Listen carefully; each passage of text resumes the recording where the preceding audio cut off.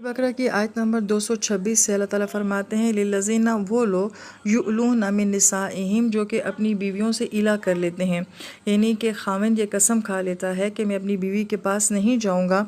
तरब्बुस अरबत अशहुरिन, तो उनके लिए 4 माह की मोहलत है। ये अरब लोगों का एक ज़ालमाना तरीका था कि वो ये कसम खा लिया करते थे कि हम अपनी बीवी के पास नहीं जाएंगे। लिहाजा बीवी जो थी वो गैर मुअय्यन मुद्दत के लिए दरमियान में लटकी रहती थी। ना उसे बीवी जैसे हकूक़ मिलते थे और ना कहीं वो और शादी कर सकती थी। ऐसी कसम को जो है वो ईला कहा जाता है।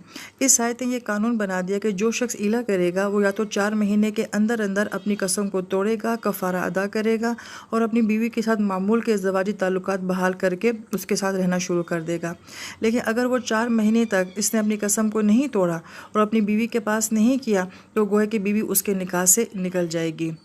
इसके बाद अल्लाह ताला फरमाते हैं कि फ़इन फ़ाऊ, लेकिन अगर वो अपनी कसम से लौट जाता है, फ़ाऊ का मतलब होता है जिसको अपनी गलती का एहसास हो जाए और फिर वो वापस लौटे, तो फ़इन्नल्लाह गफ़ूरुर रहीम, तो बेशक अल्लाह ताला की ज़ात बहुत माफ़ करने वाली मेहरबान है, वो तुम्हारी ऐसी कसमों का मुआख़ज़ा तुमसे नहीं करेगी।